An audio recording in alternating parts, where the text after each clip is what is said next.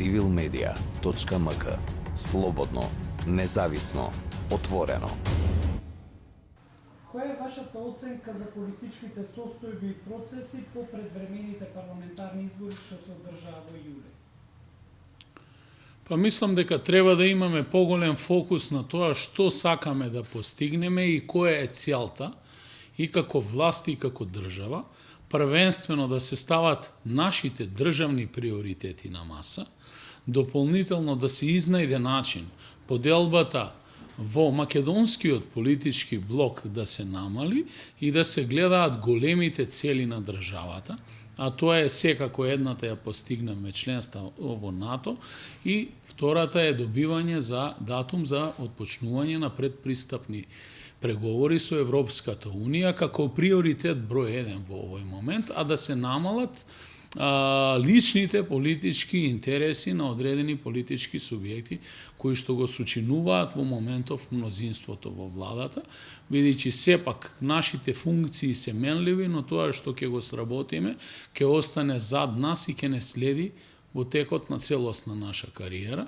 Председателот Заев, премиерот Заев ја има мојата целосна поддршка на тој план и сметам дека добро го менаџира тој процес, особено на меѓународен план, во интегративниот процес на нашата држава и верувам дека еден ден Македонија и ќе стане полноправна членка на Европската Унија и покрај сите оние обструкции кои што ги имаме и дома, а и од страна на соседите во континуитет деценијски гледано наназад. Како локалната самоуправа во Куманово се подготвила за интеграциите во Европската Унија? Колку и на кој начин се почитуваат европските вредности? Па, првенствено, многу пати чекаме и во делот на усогласување на законодавството со европското законодавство, бидејќи еден од главните проблеми во Македонија е токму владењето на правото и функционирањето на третата власт, а тоа е судската власт во државата, бидејќи имаме преголем број на субјективизми, нерешени проблеми и така натаму, и граѓаните ја губат довербата во државата од тој аспект. Значи, кога ќе кажеме младите луѓе не излегуваат од државата, тие првенствено не излегуваат и не заминуваат од државата поради социјекономскиот момент. И може би тоа е втората или третата причина. Првенствено ја напуштаат нашата држава затоа што немаме ред, немаме дисциплина, немаме елементарни и не создаваме елементарни услови за функционирање на младиот човек секојдневно. Кога ќе отидете на запад или во некоја од европските држави, ќе видите систем кој што функционира. Средена инфраструктура кој што секој ја почитува и го почитува редот. За жал, тоа отсуствува во нашата држава и мора многу повеќе да се позанимаваме со тоа. А тоа е владење на правото, прилагодување на законодавството и имплементацијата на законите и постапување согласно законите. Не можеме да се сведеме на ниво да имаме акции на Министерството за внатрешни работи во одредени периоди и тогаш да знаеме дека се функционира. Министерството мора непрекинато да функционира. Не ни се потребни акции за да воспоставиме ред во средината. Дали се работи за сообраќаен, друг вид на решавање на друг проблем и така натаму. Значи, сите институции треба да се постават на ниво на функционалност во рамки на добивање на нивните надлежности. За жал, многу пати кај нас таа функционалност на институциите зависи од субјективниот пристап или притисокот кој што самите раководни лица се избрани на раководна позиција на таа институција. Тоа не смее да биде така. Треба да постои професионален систем, правила кои што ќе важат за сите и да се почитуваат. Ние сме мала држава, секој се познава со секого и многу пати се прават исклучоци, а тоа води во ситуација на субјективизми или пак во ситуација на селективен пристап. Ние во рамки на нашиот сектор за евроинтеграција воведовме и оделение за локален економски развој, каде што ги зајакнавме нашите човечки ресурси со луѓе кои што имаат искуство во дел на менаџирање на самиот процес, првенствено на изготвување на проекти со кои што ќе ги користиме да аплицираме за европски пари кога истите ќе ни бидат на дофат. До сега имаме реализирано неколку проекти во соработка со Косово, во прекугранична соработка, конкретно 3 проекти за изградба на инфраструктура, едниот е целосно реализиран, двата се во фаза на реализација и дополнително добивме и еден проект прекугранична соработка со Република Бугарија, општина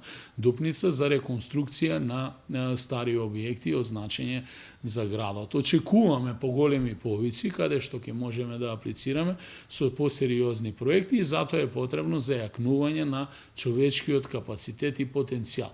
Онаа што е елементарно и најосново, тоа е заштита на човековите права и слободи, каде што локалната самоуправа има многу мали ингеренции во тој дел, но сепак може во рамки на локалниот социјоекономски совети, локалниот совет за превенција, советот на општина Куманово да отвора различни теми и да дебатира јавно и отворено на истите. Нашите седници се транспарентни и јавни, се следат од страна на медиумите, имаме директен пренос на локални телевизии и на тој начин граѓаните се запознаваат дополнително со сите активности на локалната самоуправа. Но добивање на поголеми ингеренции на локална самоуправа е неопходно и трансфер на надлежности од централно на локално ниво, но секако со одредено ниво на фискална децентрализација или пак децентрализација на финансиските средства, за да може истиот процес да се менаџира. До локалните избори има околу една година. Кои се вашите прогнози? Па најдобрите прогнози можат да ги дадат граѓаните, бидејќи тие го оформуваат своето мислење врз база на сето онаа што и политичките партии и ние како кандидати ќе го представиме во предизборните програми. Јас се обидувам во максимално да ја реализирам мојата ветена изборна програма, која што се базираше на проекти од 2, 4 и 8 години. Редовно давам отчет пред своите кумановчичани, воведовме значи една пракса секоја година по завршување на една година од мандатот календарски, некаде во октомври месецот околу 20 да даваме отчет на граѓаните. Оваа година дадовме отчет од 3 години од работењето. Лично ме праша и тогаша и сега вие, вашите колеги новинари, дали сте задоволни. Јас лично сметам дека може уште повеќе да се работи, но ако направам една кост-бенефит анализа во каква состојба бевме како општина пред 3 години, а дека денеска сме после 8 години финансиски деблокирана и стабилна општина, со право можам да кажам дека следнава година ќе имаме можност да направиме уште поголем број на проекти. Ова е значи еден од отчетите кои што го презентиравме пред граѓаните, се вика За наше Куманово.